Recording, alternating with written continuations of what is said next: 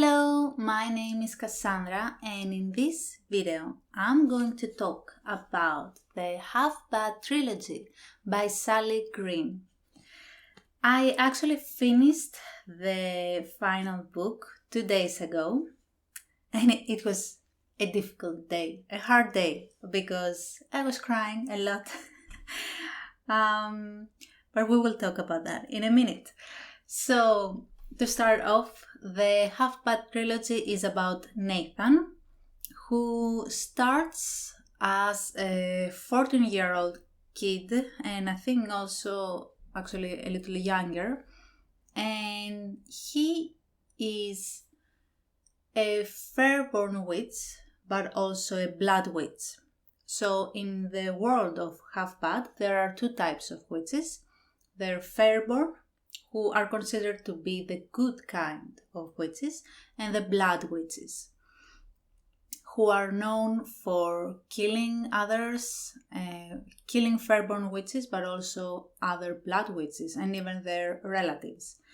And if that wasn't enough, Nathan is also the son of Marcus, who is a very powerful blood witch and who is wanted by the Fairborn Witch Council. So Nathan is a character who was basically marked since his birth because of who he was. And the story follows Nathan, how he grew up, how he ended up in a cage, all the things that happened after that, about his father, Marcus, and about the many characters that we meet along the way, and the war and everything that's happening in the world of the witches. So let's start with the first book. Okay, so Half-Bad was published in 2014. And the reason I say that is because the last book was published in 2016. And what this means is that the author became better along the way. And her way of writing, I can't say that it was changed, or at least I didn't understand it because I read the books back to back. But she has definitely evolved in these 2 years, and I'm sure it took even longer for her to work on those books prior to that time. So let's start with the Half-Bad, and I want to start with the bad things because I know I shouldn't start with the bad things, but they were the first things that I met in the book, and they were something that made it difficult for me to go through those first pages. First of all, the beginning is incredible. It uses in media res that I have explained in another video, but basically the story starts from the middle and what's happening there. That's suspenseful and dynamic and very interesting. And then we go back to the beginning and we see how the events unfolded until they reached that point. And that was a very smart way to start the book, and it kept my interest. But then the pacing went very slow. It slowed down too much, and that was a problem. Although I could see the conflict happening, I could see conflict being added one by one. The pacing was bad. Because we basically start from the early childhood of Nathan, and it takes quite a while for that to build up. This was actually very difficult for me. This prevented me from continuing the book for quite a while. So I advise the people who are going to read this book to know that it will be a little difficult in the beginning, but push on, it's worth it. That's all I'm going to say. And the second this book only has two bad things. This trilogy, not the trilogy, we will talk about the third book, but the first one only has two bad things. The first is the pacing at the beginning, and the other one is the exposition. So the exposition happens in a pretty bad way. And the reason I say that is actually what I'm talking about specifically is the things that Marcus has done, the crimes he has committed, or at least the things Nathan is told that Marcus has done. And it was a bullet points, and I didn't enjoy that at all. Actually, I skipped those parts, and I believe they weren't necessary. But for some reason, Sally Green wanted to write them, and the editors didn't remove them. And sure, some things that we learn in these parts, in these chapters, they are used in the future, but I really don't believe they were needed in this way and to be told in this way. I believe this harmed the book. Okay, so these were the bad things. Okay, now that these are out of the way, let's talk about the story. So, skipping the slow pacing in the beginning, things start picking up and the conflict gets more and more intense, and I couldn't stop reading. Something really good about these books is that the language is very easy to follow. It's young adult, but I am not a native English speaker, you can tell, and these books were easy for me to follow. And I am happy for that. I am glad. Thank you very much, Sally Green, because I could read them and I could get into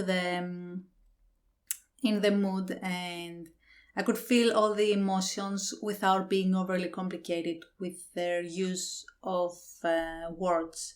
That doesn't mean that the vocabulary wasn't rich, but, well, first of all, it's written in first point of view, with some exceptions, where it's second point of view, and it was purposely made that way. The books are overall written in first point of view, and since Nathan is also young, he wouldn't use complicated language.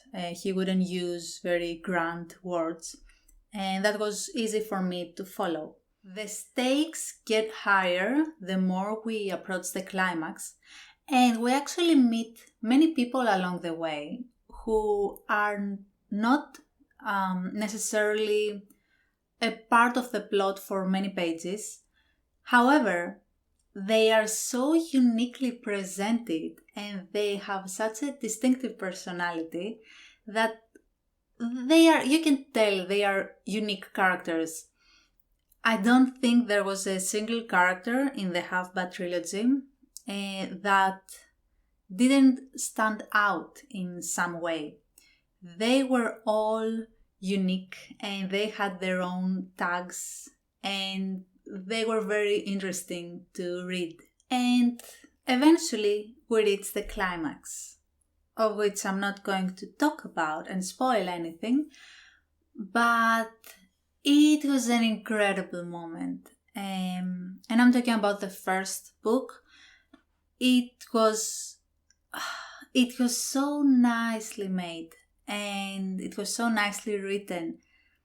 And the climax doesn't necessarily have to be action driven. It doesn't have to be intense. It has to be intense. All the conflict that's happening has to reach the climax, so everything will be at the highest point, the stakes will be at the highest point.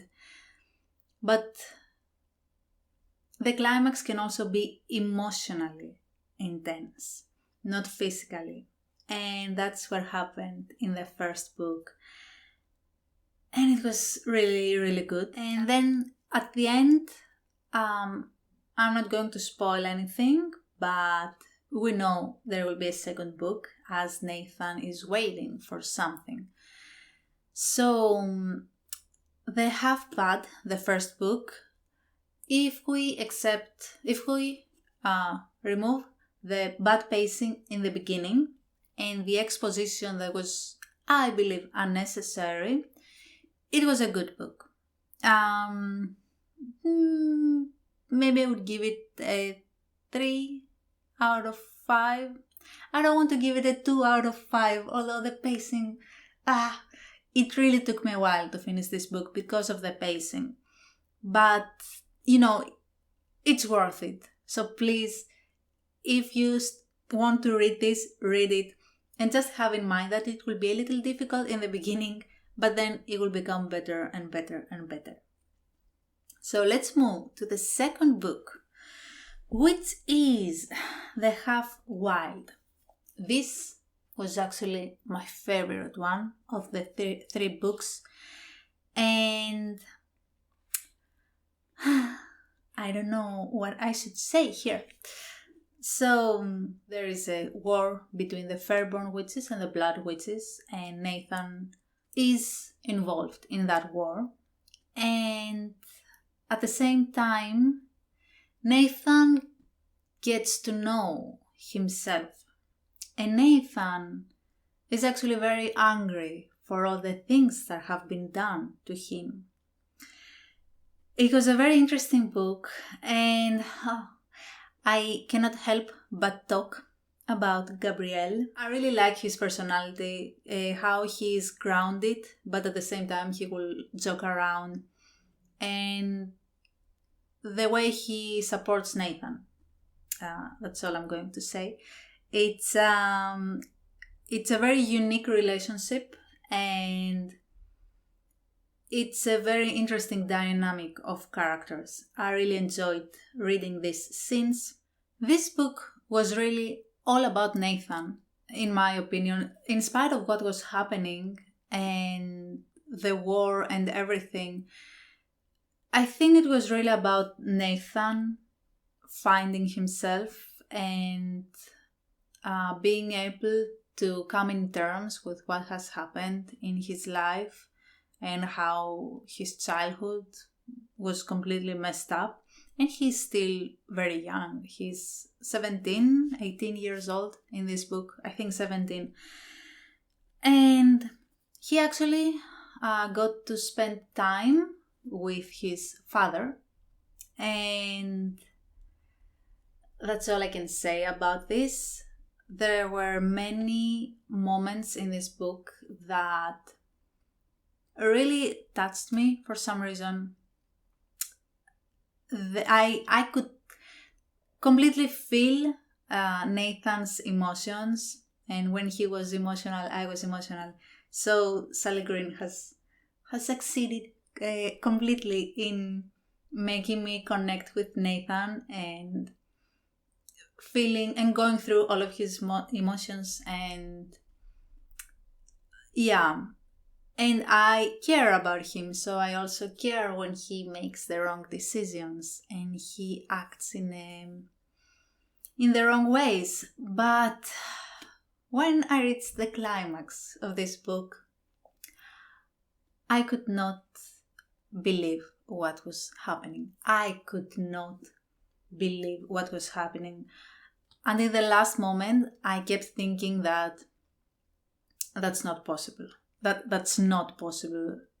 The story is not going that way. No. Something has to happen. But the story did go that way, and Nathan had to experience something horrible, something that would naturally break any person who would have to do that. So that's the Half Wild book. A very interesting read, and definitely my favorite among the three books. there were very strong scenes, and again, very emotional for me personally. I could understand Nathan's connection with the people he cared about, and and also his denial and his self-denial on some things. It was an interesting read, and yeah, so that was the Half Wild, the second book of the Half Bad trilogy, and then we're moving to the Half Lost, which yeah, I'm not going to get emotional because I got emotional enough when I finished reading this book. So this book actually, I felt it was more difficult to read because for many pages and for a big part of the book, Nathan was in a very bad place. Emotionally, he was a wreck. It was chaos. And of course, the war was still ongoing, so he had to make choices, he had to act. He wasn't alone in what he did, which was very important. I think, although he couldn't understand it in the beginning, he couldn't appreciate it, he couldn't... even if he did try to consciously understand that I have this person with me and he is helping me, he was in denial and he was so angry, he was so emotional, and he had lost his way. And I'm not talking about the war, although he did do things that put in danger everyone else, and that wasn't the point. He was moving in the wrong direction, but also he was lost emotionally. Within him, everything that was keeping him sane, everything that was some kind of comfort, some kind of safety for him, it was gone. And now he was just filled with rage, and he was lost in all ways, both physically with what he needed to do and emotionally with where he needed to go and where he needed to be mentally. And then the climax happens. Yeah, some things happened that I did not expect to happen. There were some nice scenes in this book. I mean, when I say nice, I mean calming, I mean peaceful. Some scenes where Nathan could take a breath, but they weren't too much. And as I said, most of the book was about Nathan being lost. And when the war finally came to an end, I'm not going to spoil anything, but the story definitely didn't go where I wanted it to go. And I know many people have the same feelings as me about this subject. And I told two of my friends who haven't read the book and will not read it. I told them that the book ended like that and I cannot stop crying and it's horrible, I hate it. And they were both like, but this is very beautiful. This is such a beautiful ending because there is peace in the end. And when I say peace, I don't mean about the war, I mean about Nathan and what he was going through. They may be right, but it was definitely not what I was expecting. The ending was not what I wanted. But if I actually really think about it, and if I consider what Nathan went through and how he was scarred as a child, everything, all the things he had to do, especially in the second book, Actually, the ending might be the best for Nathan. It might be the only way for him to truly find peace. Yeah, so yes, I don't even want to see the last pages of the book because I'll get emotional. But yeah, actually, after I read the next day, after I read the final book and I cried all day, the next day I actually resumed my writing of my book because I thought, oh man, I don't want my story to end that way. I want, but I don't know how my story is going to end because I am a pantser and I thought I knew the ending, but things kind of changed along the way.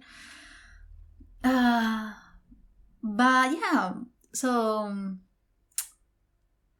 the second book, The Half Wild, I would definitely give it. I want to give it a 5 out of 5, but people never give a 5 out of 5. I don't know why we do that. Human psychology. Okay, I will give it a 5 out of 5. Okay, I really enjoyed the book. And it was, I loved the anger that came out of it, and the emotions really connected with me and affected me. So yes, it's a 5 out of 5. But now Half Lost, I don't know. I don't know. The ending wasn't what I wanted at all, and it was a more heavy read, because Nathan was so lost. I think I will give it a 3 out of 5. I also felt that the climax,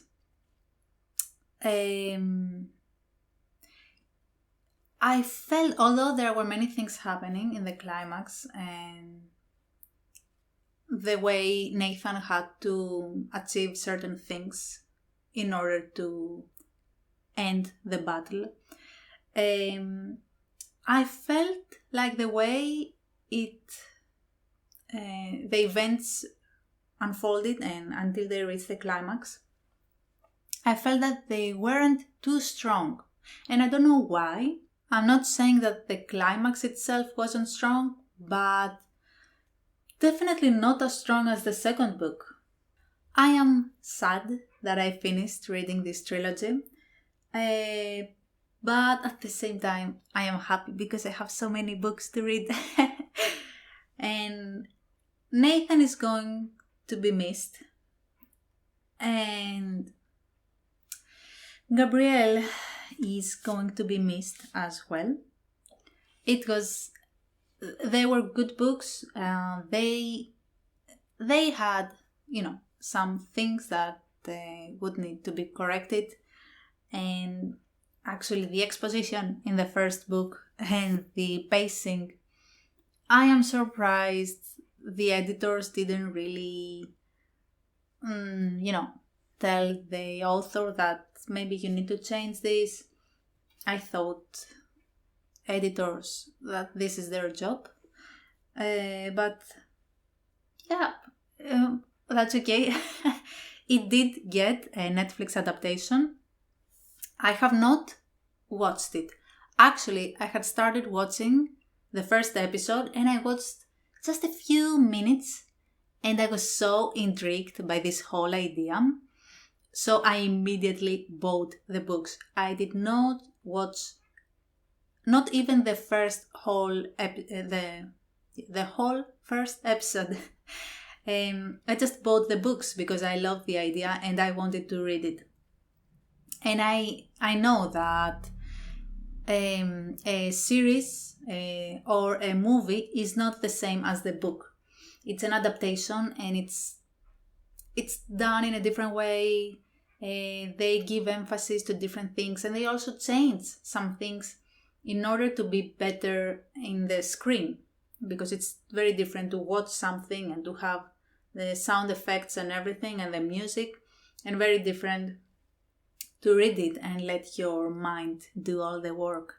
So I did not watch it, but I did read some reviews afterwards, and after I read the books, and people were saying, "Oh, the TV show was horrible, and it wasn't like the book."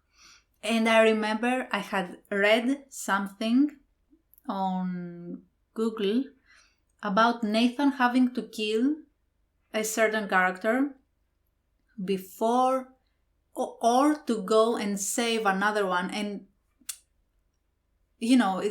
I was in the third book and I was like, but wait, this didn't happen and this character doesn't exist anymore, but what is this? So I realized that okay, that's probably from the show, and so the show went completely off script. I don't know if this is why they dropped it, because I know only one season, they adapted for one season and then they stopped. So anyway, this is my review of the Half-Blood Trilogy.